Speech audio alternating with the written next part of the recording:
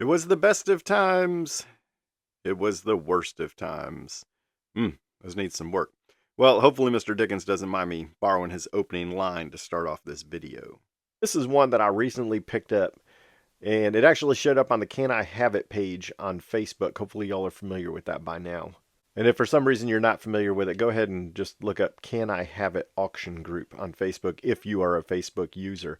So this one came to me just as you see it. So I thought I would go through a normal process for what this is like when I get in a plane like this. So this one could be a parts plane, and I'm basing that off of the used up iron, off of the missing part here. It's missing one of the original screws, and off of the fact that this knob has definitely seen some better days. But you really got to hand it to the previous owner, or the last user of this plane. They really went to great lengths to make sure that this thing stayed serviceable. I mean, somebody really loved this plane and really used this plane in order to be able to take that iron all the way down like that. So not only is it used up here, but you can see where they had to extend this slot in the center in order to be able to continue advancing the iron there. It's got plenty of serrations on the back there, but in order to be able to keep using that, they had to widen that, or lengthen that slot rather. So long story short, someone really loved this plane, and so I definitely gotta respect that. And this is a really nice looking side plate there. And if you're out in the market and you're shopping for a 140, I do highly advise or recommend that you try to find one that has this side plate, because even a reproduction on this is going to cost you probably at least around 30-35 bucks. And then the screws are also, they're a little pricey, but I'm going to talk here in a little bit about another option that you have for those screws if you're not stuck on having an original. Oh, and one more thing before we go shopping for some new parts. It is incredibly common for this screw right here to be bent.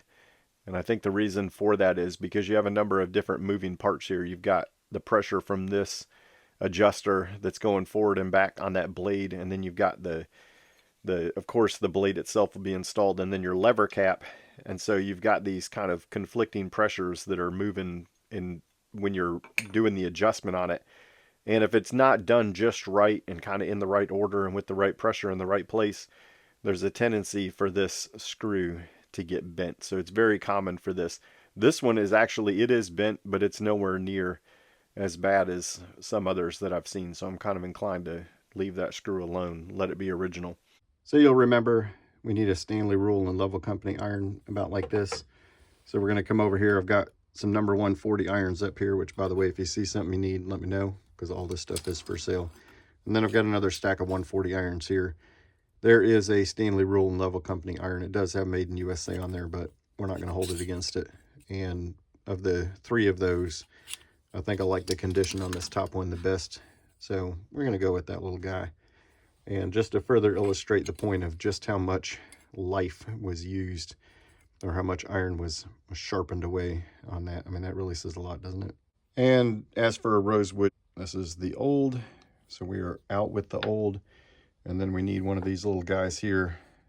And I like these two, I think, the best. And of the two, I think I'd rather leave that in my stock. I'm not going to see the return on my investment if I put that really nice one in there. So to match the patina of the rest of the 140, I think I'm going to go with this one right here. And if somebody chooses to clean that one up a little more, put a little shine on it, I think that'd be cool. Or you could just, leave it the way it is. So you'll remember we just had the one original screw for the side plate. So we need a pair. I like to have a matching pair of screws on there. And so I've got this set right here. These are from Woodya. These are reproductions. They look an awful lot like the original, but not identical, which is just the way I like it.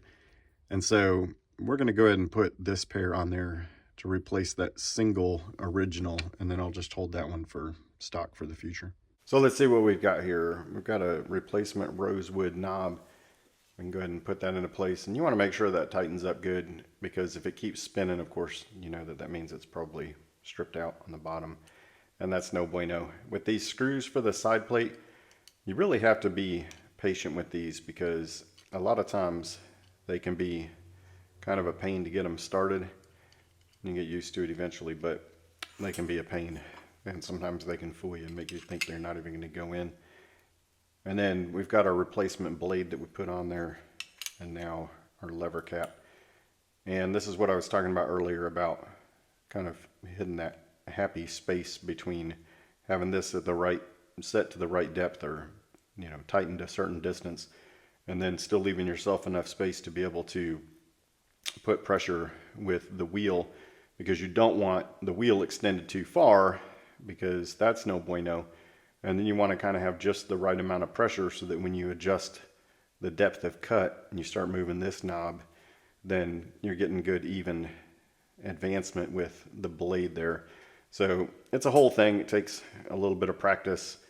And I didn't even talk about how you have to make sure that your blade is adjusted left to right. You don't have a lateral on these 140s, and so you have to use the old tappy method to make sure that that blade is sitting in there and making sure that it's laterally adjusted properly. And this blade is badly in need of being sharpened. You can see just by looking at that angle that it's been sharpened at a much more shallow angle than what it probably needs to.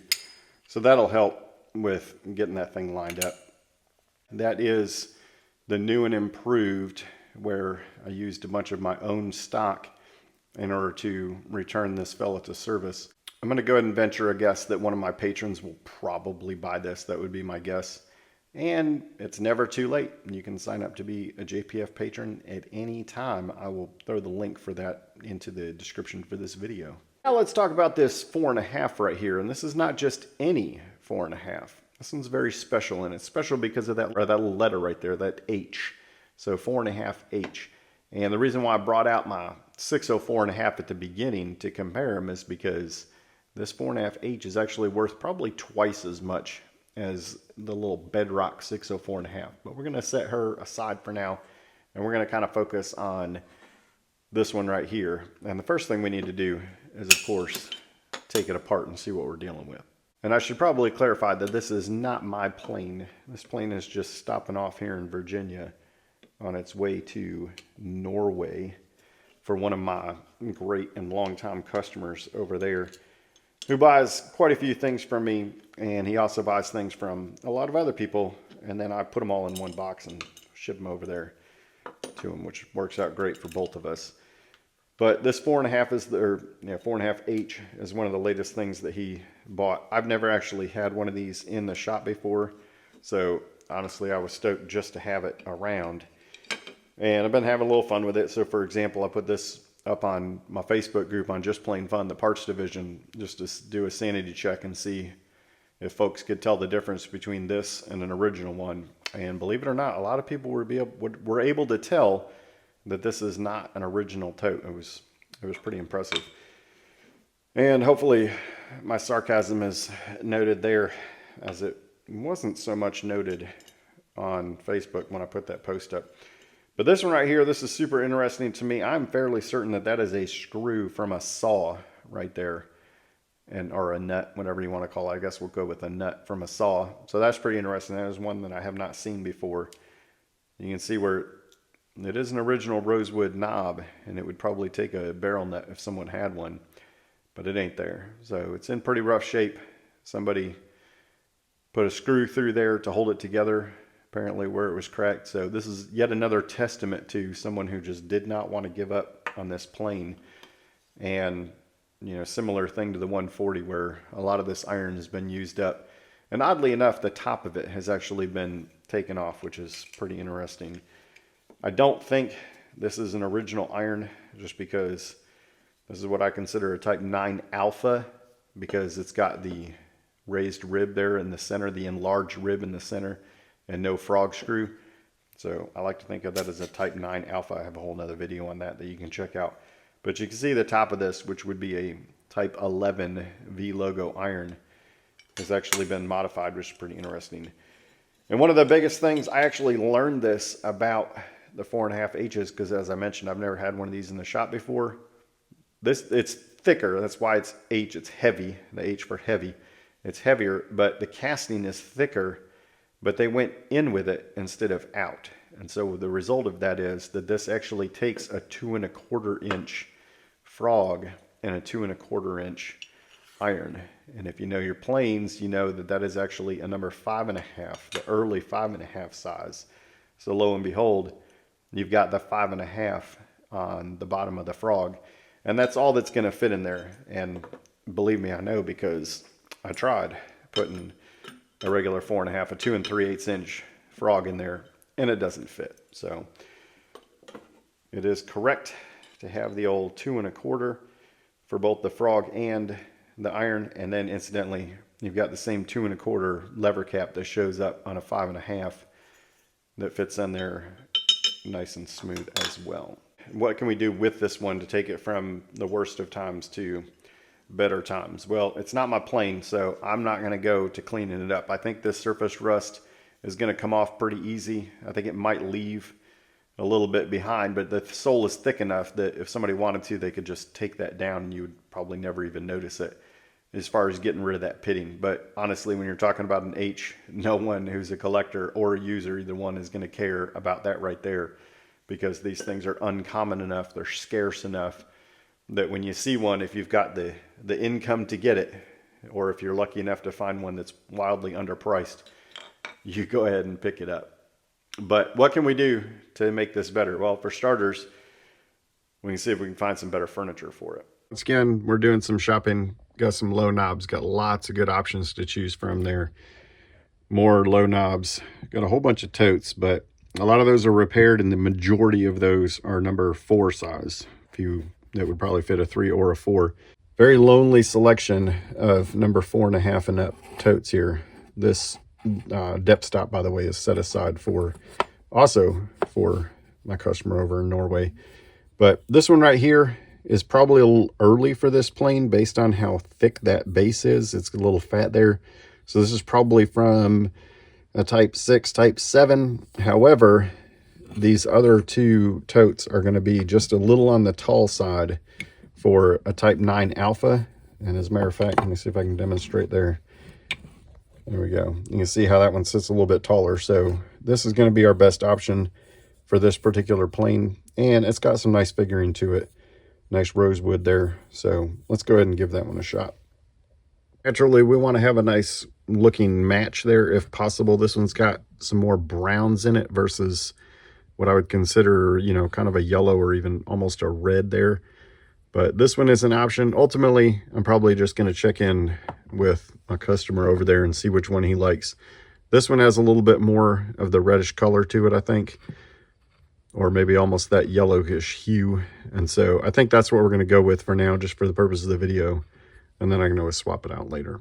I know that just replacing the furniture is nowhere near as interesting, nowhere near as cool as what it would have been had I done a full-on restoration or even just a cleanup here. I don't like the way that this particular forward tote screw is behaving in there, trying to put that in there and make it go in nice and easy.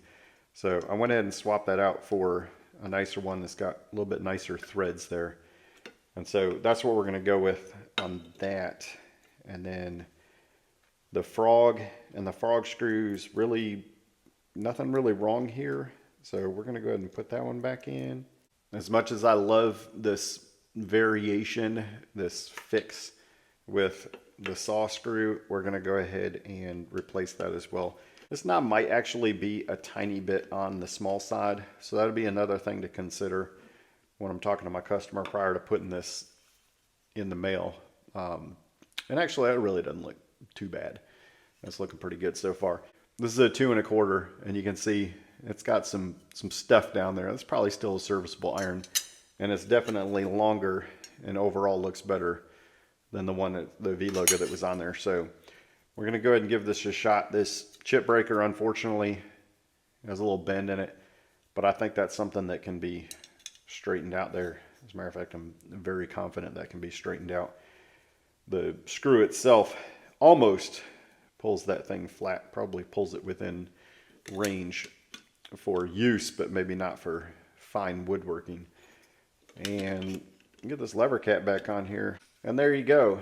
That is a slightly improved number 4.5 H, getting ready to go to its new home over in Europe here. And you can see where the lateral is actually touching that. Remember, we talked about how this has to be a shorter tote But you'll also notice where the lateral is bent there. So once that's straightened out, that's going to give enough clearance for this tote to where it's not going to be making contact there. But I'm going to leave that up to this plane's rightful owner there. But for our purposes, I mainly just wanted to show the 4.5H, because when this thing went up for auction on Can I Have It, there were so many people that had never even heard of the H, let alone, you know, been able to actually mess with one or learn very much about it. And if you do want to learn more about the 4.5H, you can go to www.supertool.com, and that's Patrick Leach's website. He's got some info on there, at least a little bit. And then also Hans Brumner here in Stanley Plains has just really kind of a blurb in there, and you can even pause to read that or get your hands on a copy of this book right here or find the information online. There's not a ton of information out there about the 4.5H. Hopefully you enjoyed that little look at how we can bring a 140 kind of back to life, if you will. And then that might have been your first look at an actual 4.5H. I know it was for me. Thanks for watching.